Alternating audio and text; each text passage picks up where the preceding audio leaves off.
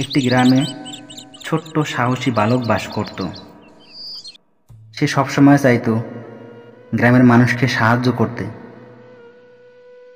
তাই সে সবার বিপদে এগিয়ে যেত সাহায্যের জন্য।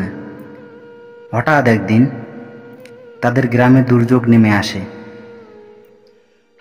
তাই সে গ্রামের মানুষের খোঁজ নেয়ার জন্য পুরো গ্রাম ঘোরে এবং তাদের অনেক বিপদ দেখতে পায়।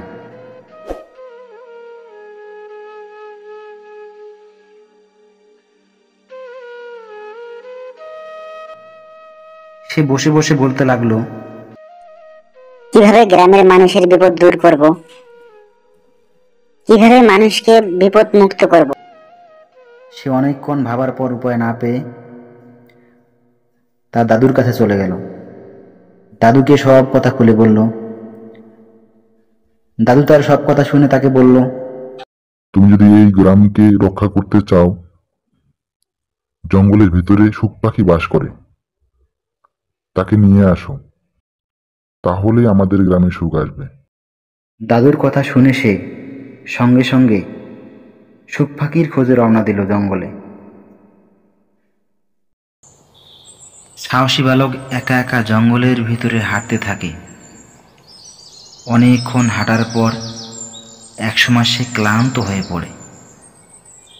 তাই সে ভাবে, অনেকক্ষণ তো হাঁটলাম, এখন একটু বিশ্রাম করে নেই।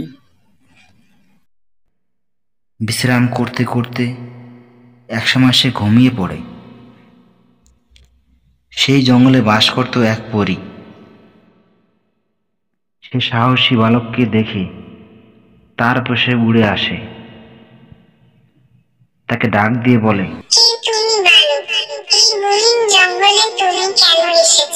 বালক পরীকে দেখে ভয়ে ভয়ে বলে, আমি শামীম, আমি পাশের গ্রামে বাস করি, আমি শুক পাখির খোঁজে এসেছি। তারপর বালক পরীকে সব কথা খুলে বলে। পরী বালকের সব কথা শুনে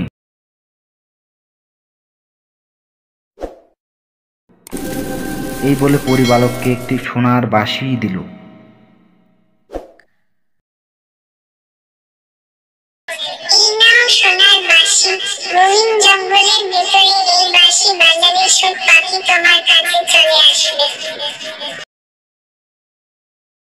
এই বলে পরী উড়ে চলে গেল তার গন্তব্যস্থানে। আর বালক বাঁশি নিয়ে গভীর জঙ্গলের দিকে রওনা দেয়। গভীর জঙ্গলে আসার পর বালক পরীর দেওয়া বাঁশি বাজাতে থাকে। অনেকক্ষণ বাঁশি বাজানোর পরে বাঁশির সুরে শুনে শুক পাখি বালকের কাছে চলে আসে।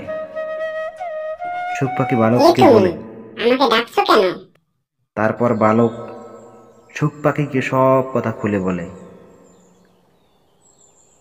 শুক পাখি সব কথা শুনে তাকে বলে, তুমি অনেক সাহসী, আমি যাব তোমার সাথে। এই বলে শুক পাখি বালকের সাথে তার গ্রামে চলে যায় এবং তাদের গ্রামে সুখ চলে আসে। এরপর বালককে সবাই বাহবা দেয় এবং সবাই তার সাহসের প্রশংসা করে।